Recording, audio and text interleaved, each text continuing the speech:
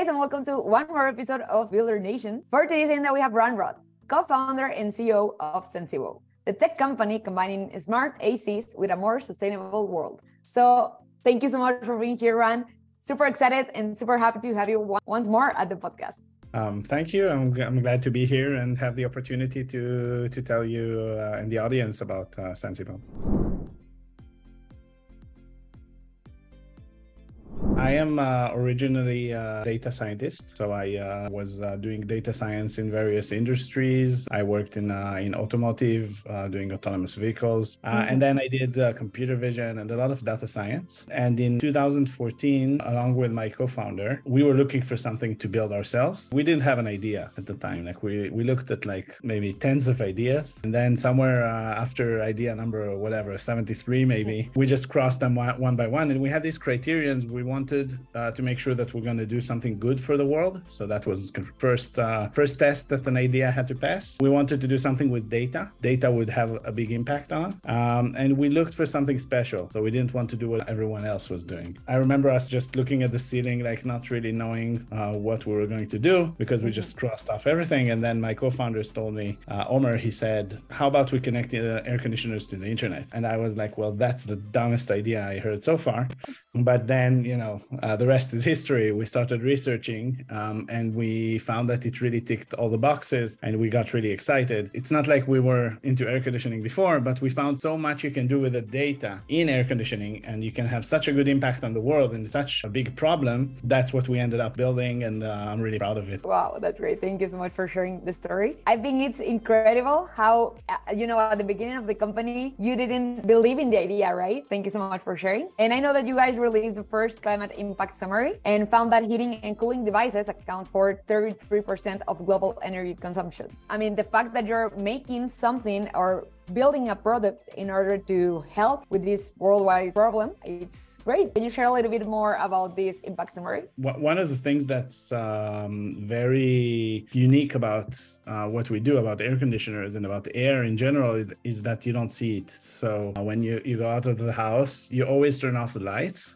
but you almost never turn off the air conditioner because you don't see it, right? So it's much less visible than other parameters. In a similar way, the conversation around climate has sort of skipped this issue a little bit of heating and cooling. So a lot of people are talking about, cars, obviously with Tesla and electric vehicles, and meat industry and plastics, which are all really important matters.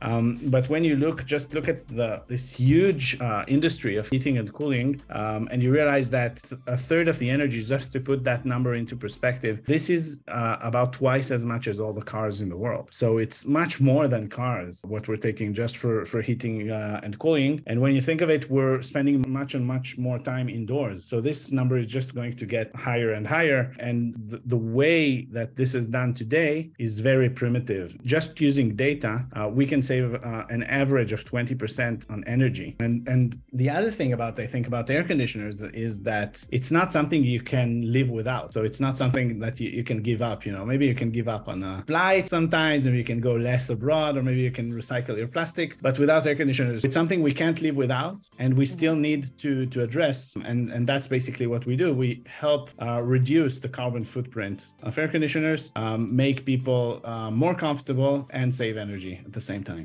I love the perspective of the company and the idea that it was originally based in. How do you think this idea of Sensibo could create an impact on future clients? Customers that already have air conditioners today, they can just buy our product and in a matter of minutes, make it a connected product. I remember when we just started working on the company, I had an AC and I suddenly realized my AC and the million of other units that were sold were doing the exact same thing, the same control algorithm, the same temperature. And it doesn't matter if they were installed in a big room or in a small room, or whether there was someone at the room at the time, they were just doing the exact same thing. So once you install a Sensibo controller, the AC gets access to all the data from the internet, to the weather outside, to the geolocation, who from the family is in the home. It lets you have feedback, like greater control. So you're sort of more in control of your home climate, and that creates a big change. So I think most people, when they buy the product, they just want to control their air conditioner. But then when they they discover the other features that we have, see all the energy savings and the fact that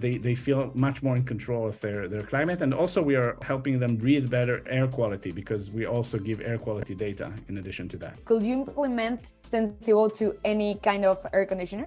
In the United States, for example, you have a lot of units that are controlled with thermostats, companies like Nest, for example. But there is a segment, a big segment of room air conditioners. In the United States, you can find it a lot in the Northeast where they use window air conditioners or what they would call mini splits.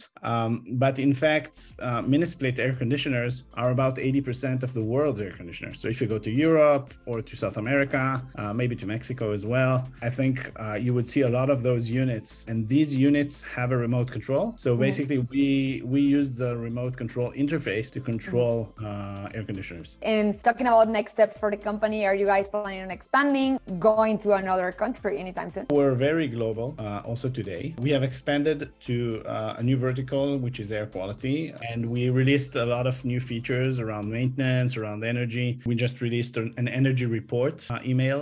So we're doing a lot of work on the energy side. We're also partnering with people in the academia for implementing more and more complicated and, let's say, advanced techniques for saving energy.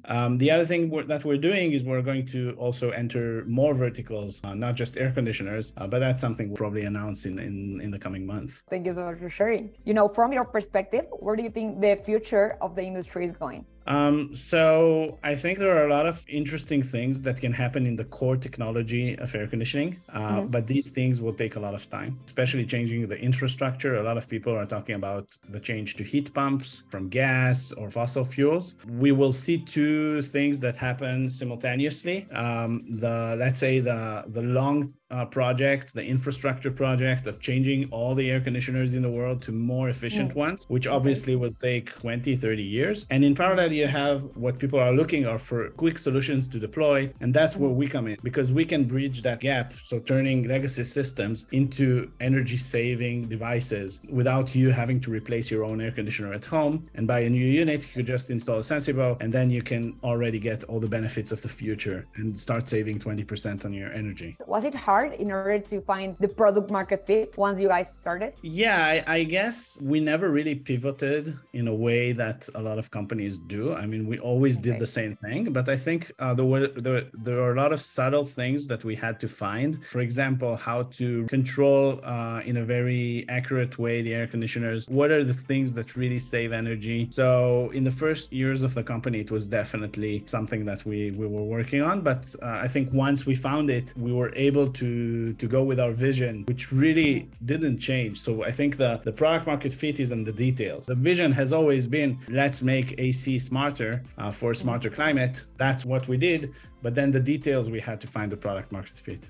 Last but not least, do you have any advice for future entrepreneurs or people starting on this path? I think that it's a great time to be an entrepreneur. I know that it was a tough year for everyone and a lot of people are talking about the economic downturn, but my message for people who have the urge to build something, I think it's still a really good time in history, if you want, to be able to really build good things. And for us, it was the urge to really do something that would have an impact on climate. And so if you want to build something, especially in climate, because I'm really enthusiastic about it. For us, it was about making AC smarter, about making the climate smarter. But for someone else, it might be something else. So just go and do it. Don't get any excuses. Thank you so much, Ran. And thank you so much for being here once again, for sharing your experiences. Do you have any social media handles? Where can people find you or find Sensibo? So you can go to our website, sensibo.com, Facebook. Yeah, it's pretty easy to find us online. And remember, guys, that you can also find more information, interesting articles, interesting interviews, just like this one with Ran, directly on our website, ControlHub.com/builder-nation. We would love to hear from you. And once again, Ran, thank you so much for being here. Thank you so much for jumping on a call at Builder Nation. Thank you very much. Bye-bye.